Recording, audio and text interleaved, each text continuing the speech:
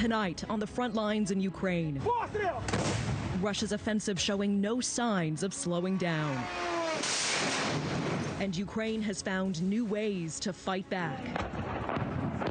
As the war rages on for more than 3 years, does President Trump have a plan to finally bring peace? A special edition of News Nation starts right now. We have a time and a place for what could be one of the most historic summits between world leaders. Donald Trump, Vladimir Putin, face to face in Alaska on Friday, with the future of the war in Ukraine on the line. Good evening to you. I'm Natasha Zubes, and thank you for joining us for the special edition of News Nation Ukraine on the front lines. This is certainly a critical moment in a war that has lasted more than 3.5 years. Over the next hour, we are going to lay out for you what's at stake with this upcoming summit, how Ukraine has 3.5 years, and the weapons that army has been able to master to hold its own against a major Russian army. My News Nation colleague Robert Sherman has been deeply embedded, speaking with the people and the fighters of Ukraine. He is joining us live from Kyiv for this special coverage tonight. Robert, good evening to you. Hey there, Natasha. Greetings from Kyiv, Ukraine, a city which has withstood the test of time for more than 1,500 years. But over the last 3.5, this city has been bombed, it has been besieged, at times surrounded, and the threats exist here practically every night. And while the Ukrainians have been able to hold the line against Russia to this point, that dark cloud of uncertainty is rather thick this evening because people have no idea what the next chapter in their country's history holds, and they have no idea what is coming out of Alaska next Friday. And what makes this even more complicated is that Ukrainian President Volodymyr Zelensky at this hour does not have an invitation to Alaska. Now, that could all change over the next couple of days, as our own Libbey Dean has been reporting. It seems as though that there's the possibility of an invite being extended. But at this juncture, Ukrainians are not going to be at the negotiating table. And when you hear President Trump in recent days talking about what it would take to get a deal across the finish line, the swapping of territories, well, that is what has Ukrainians concerned. The prospect of giving up land that they believe is theirs in exchange for land that they also believe is theirs. That's why they want to negotiate this.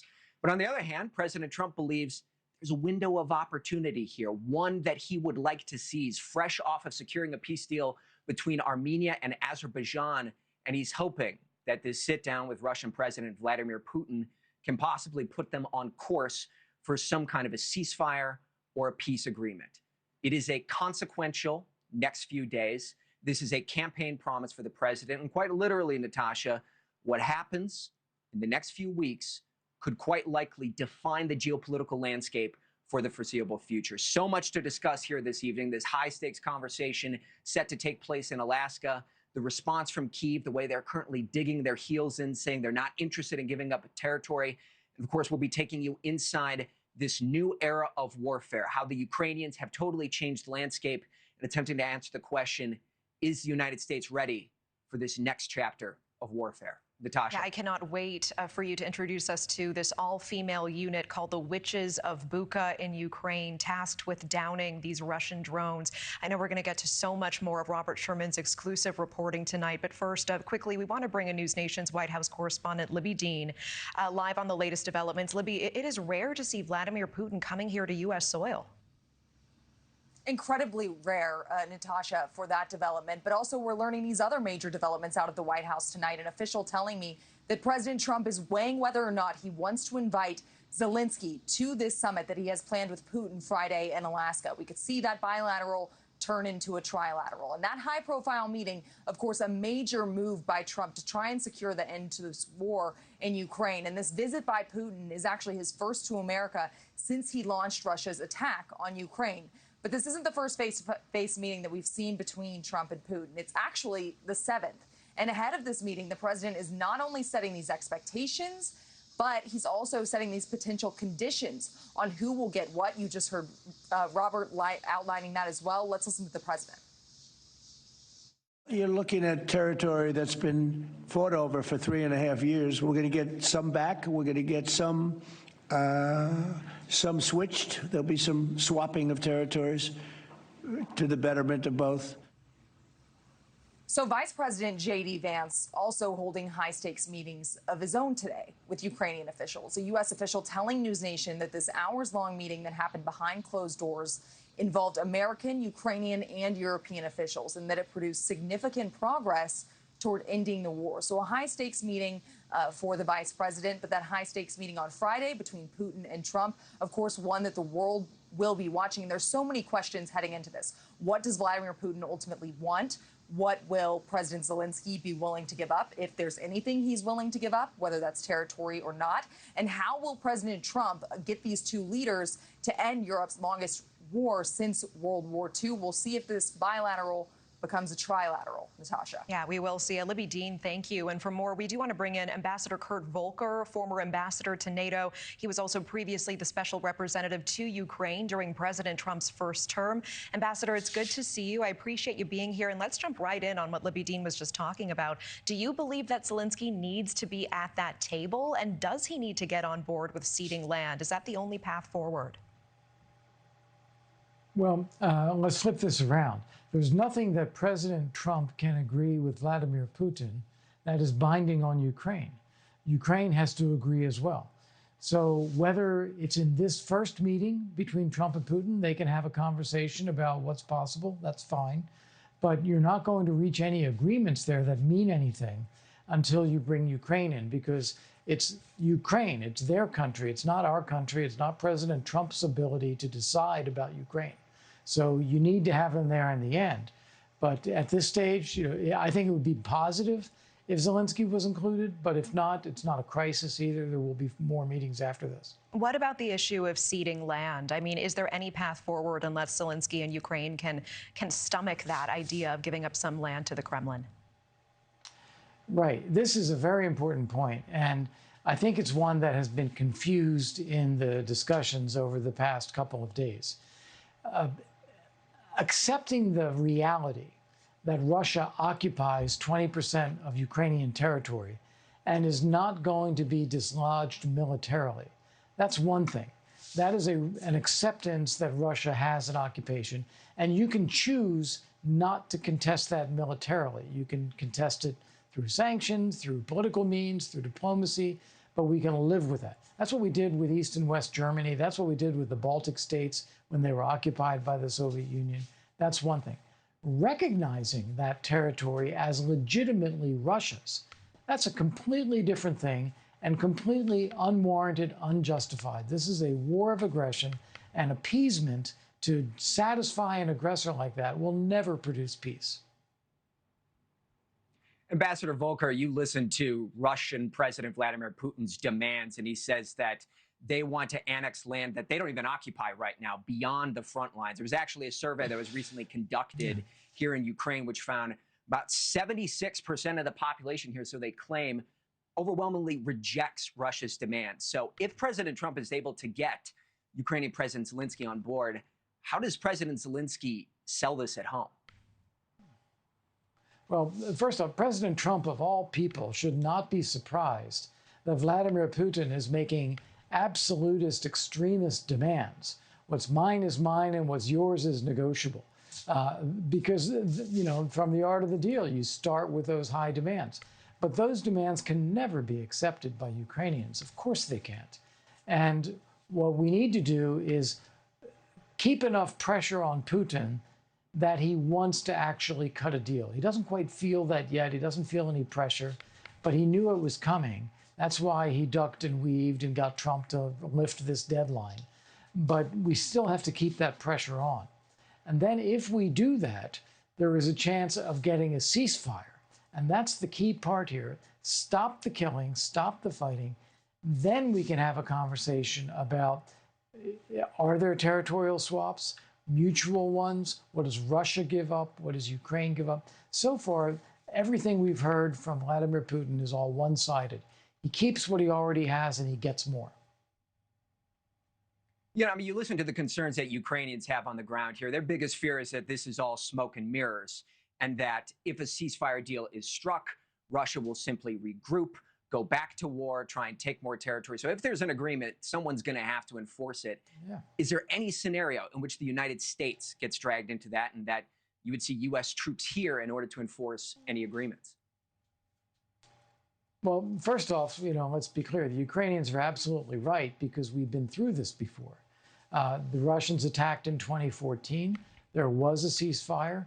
They routinely violated that ceasefire on a weekly basis. And then they massively violated that ceasefire in February 22. So we know that the Ukrainians are right. That's exactly what Russia will do. So the key is, if you get a ceasefire, to then put enough capability in place to deter future Russian attacks. Now, there are talks about how to do that. The Europeans have talked about a reassurance force that would deploy. We can talk about air defense and assisting Ukraine with its air defenses, including NATO helping with that. The U.S. doesn't need to have any ground troops. We don't need to be involved in any fighting. But the U.S. role is critical when it comes to helping integrate the systems that Ukraine has with those of NATO, making sure the ammunition and the equipment is flowing to Ukraine so that Putin can see that there's a credible deterrent. That's what the U.S. role should be, not to fight, but to make sure the deterrent is in place. Yeah, we appreciate that context. Former ambassador to NATO and special representative to Ukraine during President Trump's first term, Ambassador Kurt Volker, it was good to see you. Thanks so much for coming on tonight. And still ahead, we are speaking with a nurse on the front lines, why she left the U.S. and put her life on the line to help those under attack in Ukraine. Plus, we are taking you to the front lines, how drones have become one of Ukraine's most valuable assets against Russia. Stay with us.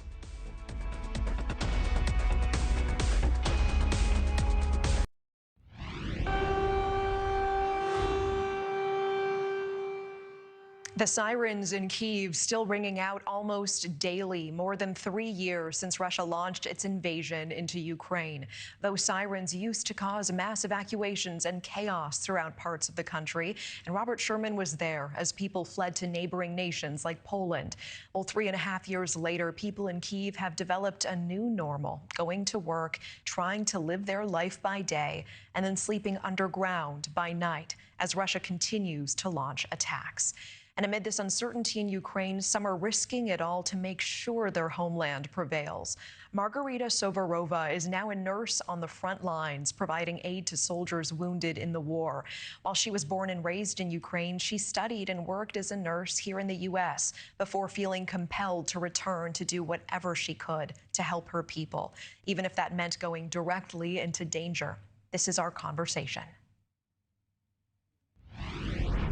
Because this is my home and I feel like this is where I should be right now, and saving lives, helping those who fight for freedom is more important than just being in the comfort of, safe skies in the United States. Is there a particular moment that stands out to you since you started serving on the front lines, a moment that is hard to forget or that is already wearing heavy on your heart?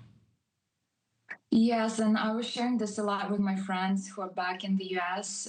What I noticed, all the soldiers who were brought here, they apologize for being dirty. They say, "I'm so sorry. I was in the positions for the last 3 weeks and we couldn't get out, and I'm sorry I'm so dirty." And to me, I'm like, I'm so sorry that, you're there and we're here to help you. You're our heroes. And you shouldn't apologize for that. And, they apologize for that. And some stories, of course, some soldiers come and they stay quiet, and you can just see in their eyes how much pain they've been through. Some let it out. It's a form of therapy after witnessing something horrible as war. And just their stories, they're very horrifying and sad. One of them was telling me that he was actually also a combat medic, and they went part of Ukrainian armed forces, and they went to evacuate wounded soldiers on line 0, but they were attacked by Russian FPV drones, so they got injured, and that's how they were brought in here. And he was telling me that his comrade, he was injured and his legs were blown off in front of him. And he was telling him that he was supposed to go for a vacation in a couple of days to see his daughter. But now, his legs are missing. Thankfully, he was saved. But, there's so many stories like that. What do you want every American at home to understand about what it is like to actually live this experience on the front lines? What is hard for us to understand just looking at these images? If you can't hear explosions and shootings and all of that, it's hard to explain. For example, I occasionally can hear explosions here from the front lines. And I'm pretty much used to it, but I don't know how to explain this to a person who's never been here. And, it's always danger. I always listen, I don't listen to music anymore when I'm here because you're always trying to hear, is something coming, flying, the senses are heightened. I reach out to my family all the time to tell them that I'm alive, everything's good. And, just the understanding of this life, it's a little bit different. Your values are different here compared to when I was in the US. And just grateful for a lot of things in your life.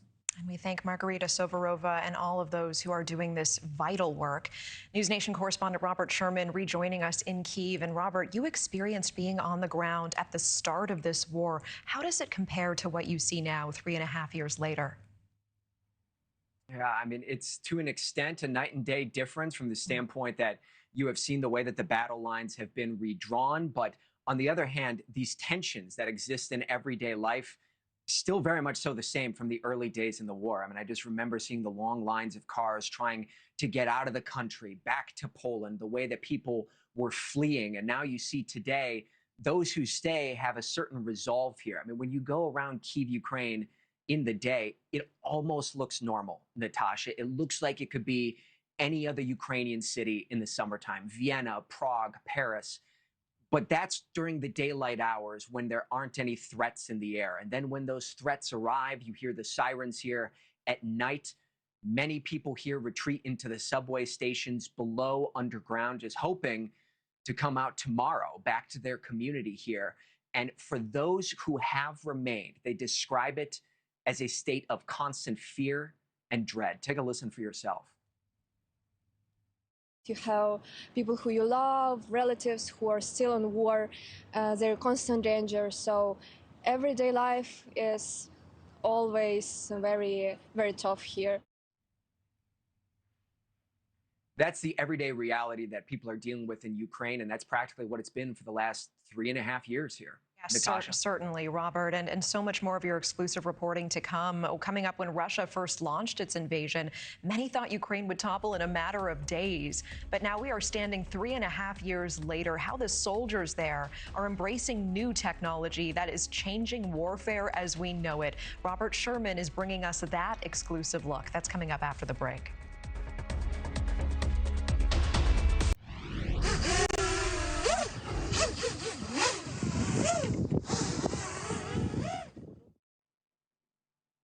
When your back is against the wall and you're going up against an enemy that is bigger and stronger than you realistically have one of two choices. You can either A, play the game by their rules, in which case there's a good chance you're going to lose, or B, you can reinvent the game entirely.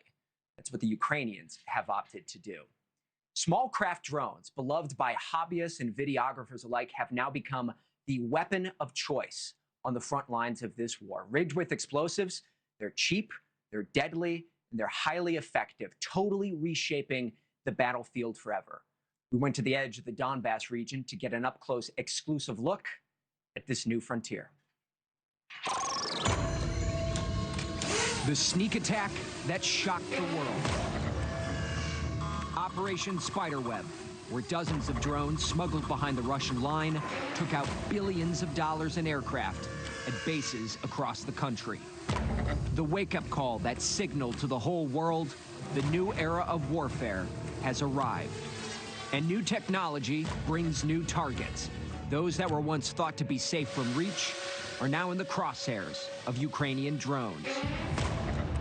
Russia is firmly in the game as well, What began in 2022 as a conventional war has morphed into the new unconventional arms race.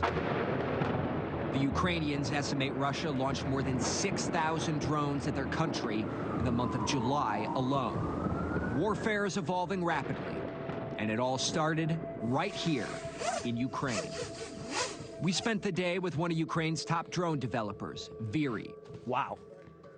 Wow. It's unbelievable.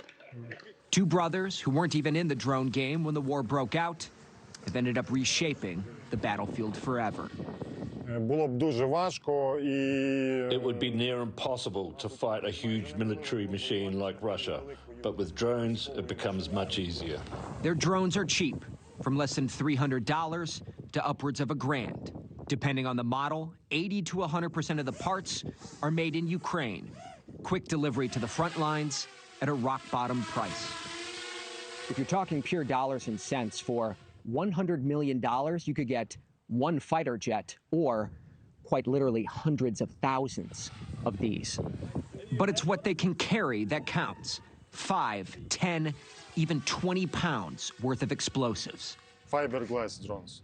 Fiberglass. Yes. This is the new frontier. Drones that unwind a spool of fiber optic cabling, sometimes 25 miles long, so they can deliver their payload deep into enemy territory without getting jammed. It's like running an Ethernet cable between Dallas and Fort Worth. So you're quite literally hardlining these drones 20, 30, 40 kilometers away. Yes. The advancement in technology has birthed a new kind of military unit, drone teams. This one is about to deploy to the front lines. 4 troops. One handles explosives, the other 3 pilots. Their vehicle outfitted with a drone jammer. That's all they need. This right here is a stockpile of drones used by one of the units. They'll go through about 10 to 30 of these a day. When they run out, they'll get a delivery to the front lines by a drone. That drone will be assisted in navigation to the front lines by another drone. Drones have totally taken over this space. The Ukrainians bringing us to an undisclosed location just a few miles from the front lines. Ground zero of this new era. Their workshop, where new advancements are made every day. They have no choice but to keep experimenting if they hope to fend off Russia. You need to think like a couple of steps in advance, you know, forward, look forward. So modern warfare is advancing that quickly that in just a couple of months, some of the technology you see here will be out of date. Exactly. Everyone's identities here are protected. Our guide is an engineer, call sign JASA, which translates to punishment. We have like special drones for assaults, for counter-assaults. We have special drones against infantry. We have special drones against vehicles. So basically, if you want to stop their advance, you just take this drone, you put the battery on the top of it, you put the payload beneath it, you have the operator, you have your ground station, and you fly towards them. That's it. As the Russian military slowly advances towards the Ukrainians' position, outmanned, outgunned, and outspent, this unconventional warfare has so far held the line. If you all didn't make the choice to innovate towards unconventional warfare and remained committed to fighting a conventional war with conventional weapons against Russia, do you think you would have held out to this point? No. It's impossible. You can compare it from money perspective and from people perspective. And both of perspectives we lose, right? That's why you need to find like smart ways to stop them. This is original footage from JASA's team. He says 1 out of every 4 drones typically scores a direct hit. It's common for $1,000 worth of drones to take out tens of millions worth of equipment. That's why JASA says, despite their big defense budgets, countries like Russia, China, and even the U.S. would be vulnerable targets. I think America still is not prepared to this.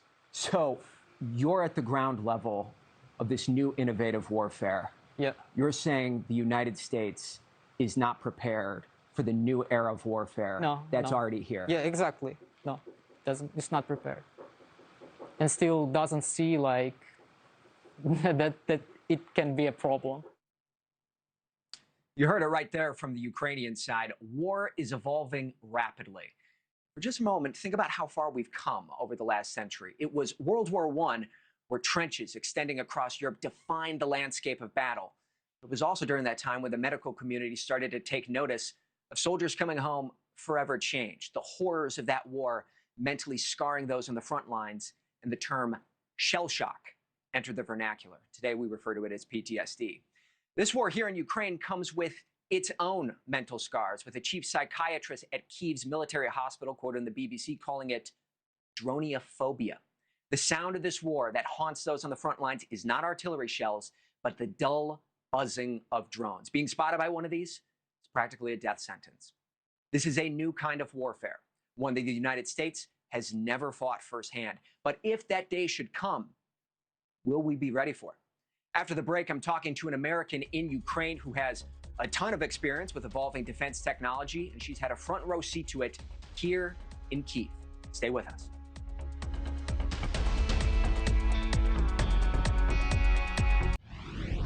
Wow. Wow. It's unbelievable.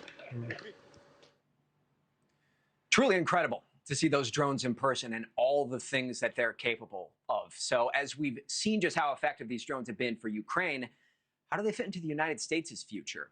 Well, that's a big question we want to answer. I want to bring in Deborah Fairlam. She's an American living here in Kyiv, co-founder of Green Flag Ventures, focused on Ukraine's wartime innovations, and an expert in emerging defense technology, including air, land, and sea drones. Deborah, I could talk to you about this all night for an hour, but I know it's 3:30 in the morning, so I really appreciate you joining us.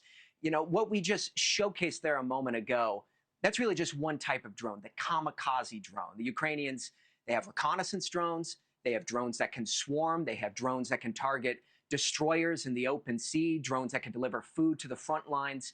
You're neck deep in this space. What is keeping you up at night as you see all of this emerging technology moving so fast here? Good evening to you, and thanks very much. I think that really there are 4 points about what is happening with this war that I think about in the context of having implications for the U.S. And you actually have already touched on a couple of them. One is just the extraordinary iteration and fast pace of how this technology is developing. The second thing really has to do with just the absolute sheer numbers of drones. So it is true saturation, both out on the front, but also in the drones that you see Russia sending in deeper into Ukraine to target civilians and critical infrastructure. It's also the low price points. And this matters because it really comes back to just the sheer number of drones that are being used. And then the last thing is procurement, because the Ukrainian government really has figured out a way to get these drones out to the front line more quickly. And the US and other Western allies really do have a longer traditional procurement cycle. So those are the 4 big bucketed areas I think that there are things to be looking at. Yeah, I'd like to play a little bit more of my conversation from some of these Ukrainian drone troops that are on the front lines. Take a listen to this for a moment. The commander of our managed systems, he came to one of the NATO bases and he said that like 4 crews can take the whole base like in minutes. They don't build a NATO doesn't build a protection against the drones. Do you buy that? I mean, do you believe that this technology has advanced so quickly here in Ukraine and there are these wide vulnerabilities that exist amongst NATO and the US? I do think that there are some issues that it would be good for both the US and NATO to understand. One of the things is that drones do not necessarily replace conventional, traditional Western weapons, be they tanks or ships or armored personnel vehicles, but really that within the context of the traditional weaponry, they now do need to take into consideration the threats that drones play and have against them, but also understanding how these drones can work in conjunction with traditional weapons. And so in some ways you can think of it as maybe reversing the order of battle, whereas in the past you would send the tanks in first. Really now, because tanks are vulnerable to these new smaller FPVs, you actually probably would lead with more or less a drone wall and then bring in the heavier artillery or tanks behind it. So it's not that it is not overcomable. There are absolutely challenges, But one of the things is the West really does need to understand how much of an impact these drones are having directly on the front line, as well as some of the longer range drones, which you had also mentioned before. 3. Yeah, I know we're talking about this in the confines of a war that's taking place thousands of miles away from the U.S. But when I see this technology, my thought can't help but go to the domestic threat. You know, the thought of someone in the United States either building their own drone or purchasing one from a store, rigging it with homemade explosives, and now has a very viable weapon to be used in the United States, whether that's against a government or military facility or a civilian site. I mean, am I off base with that concern, or is that something we should be thinking about as this technology evolves? No, I don't think you're off base. And I think that you are starting to see drones both in other battlefield situations. Actually, the Houthis have been using them down in the Red Sea in the recent border clashes with Cambodia and Thailand. They were being used. They are showing up in Africa. And I think you're absolutely right that there is the possibility of, be it a homemade threat or something more structured, drones really are now something that the United States needs to be taking into consideration. All right, we'll leave it there. Deborah Fairlam, thank you so much. Time does not stop on the battlefield. So while the negotiations continue, the fight rages on. After the break, meet the unlikely group of heroes helping defend the Ukrainian skies.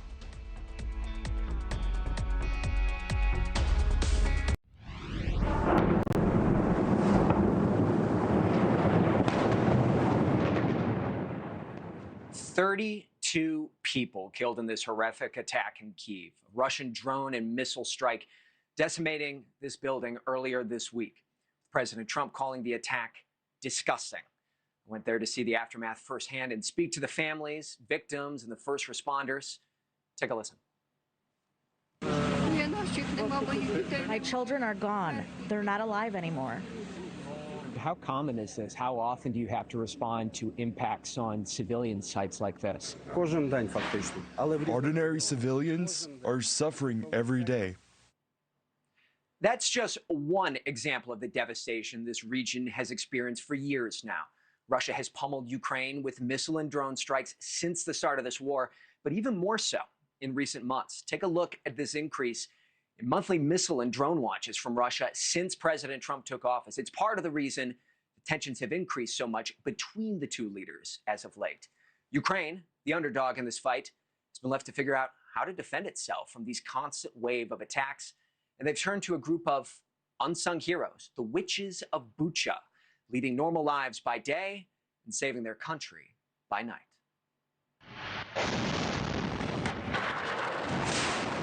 The bloodiest war in Europe since World War II has raged on for 3.5 years. Hundreds of thousands have been deployed to the front lines between the two sides, never to come home. There was a time when only Ukrainian men could serve in combat roles. That changed in 2017, and with Russia at the doorstep, the old days are long gone. Olena Silchenko already wears plenty of hats.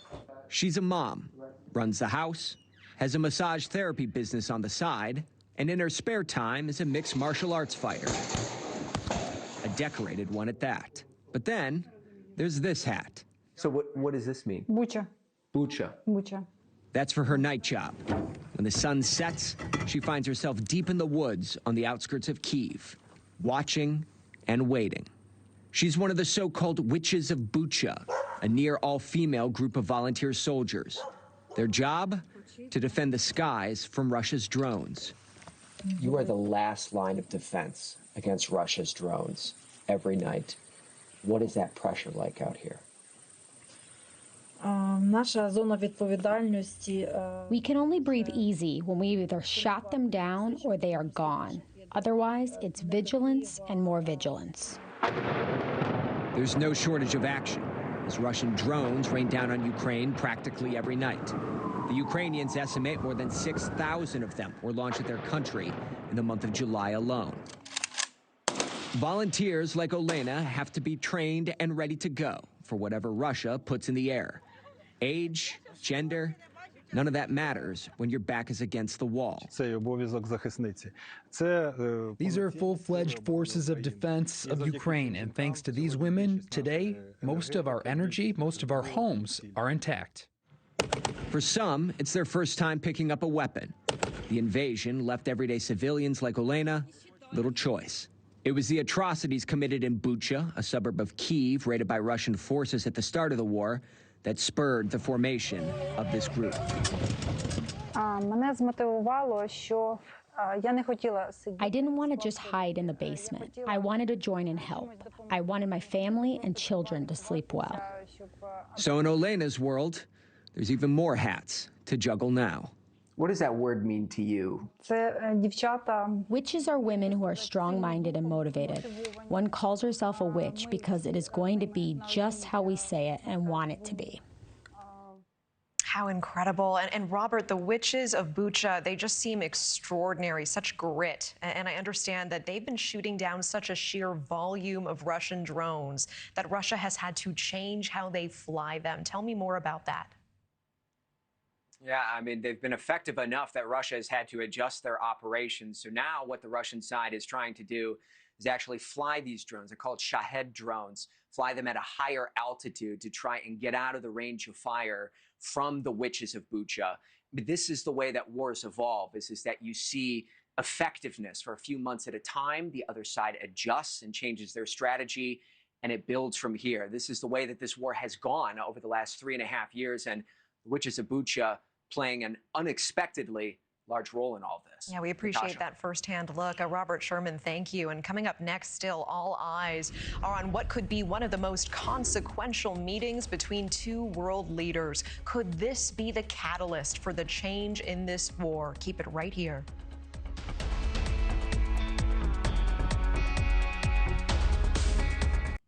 It could all come down to this: Trump and Putin face to face in Alaska over the future of the war in Ukraine. And it's decision time. As I bring back in my colleague Robert Sherman live in Ukraine tonight, it is clear whatever happens next could drastically alter the future of this war. And Robert, what are you watching for this week in the lead up to the summit?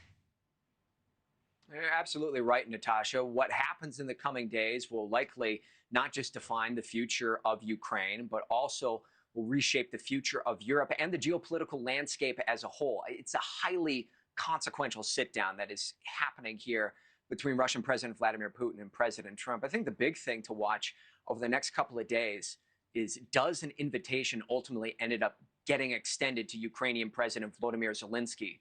Because you listen to President Putin just a couple of days ago, he said the timing is not right to meet the Ukrainian leader.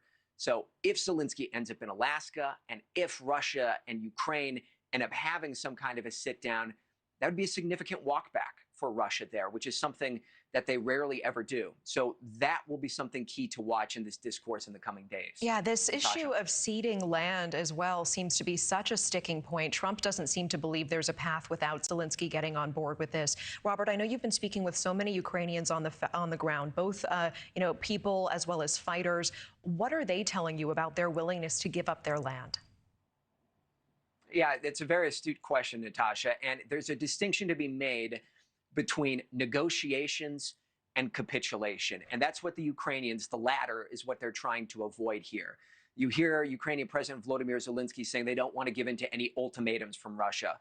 What's publicly on the table from Russia at this juncture is an ultimatum. Now, it stands to reason that President Trump could possibly negotiate Russia down. And maybe we get into a territory in which a deal can get across the finish line. But you even listen to Secretary of State Marco Rubio's comments from this week. He said, there are gaps between Russia and Ukraine. It's a matter of bridging those gaps. Right now, they have not done that. That's the task that lies ahead here. Yeah, Robert, is there one person, one story in particular that you are carrying forward from this moment in the war on the ground in Kyiv? I just think about the people here on the ground who have experienced so much over the last 3.5 years, those who have made the choice to stay and push forward here. I guess I go back to that woman at the site of the building in which there were people consoling her and saying, it's okay, your loved ones are alive inside of the building. And she knew the reality. She knew that her loved ones are gone. She knew the lethality that had been put on display by Russia here, and the truth that her loved ones were gone. I mean, that is a hard reality that people have tried to avoid, but has been ever present here for 3.5 years. Yeah, and Putin only ramping up those strikes since Trump has taken office. Robert Sherman, we thank you so much for bringing us some incredible exclusive reporting from the front lines. Such an important perspective at this crucial moment in the war. Appreciate you, appreciate your crew. Bartley Price, Will Budkins, please continue to stay safe. And for our viewers to keep following along, be sure to sign up for Robert Sherman's NewsNation newsletter. Scan the QR code on your screen, and you can read his first-hand account covering the war in his book, Frontlines with Robert Sherman. We thank you again for joining us for this special edition of NewsNation Prime. Be sure to stay with NewsNation for the latest developments as the situation continues to unfold.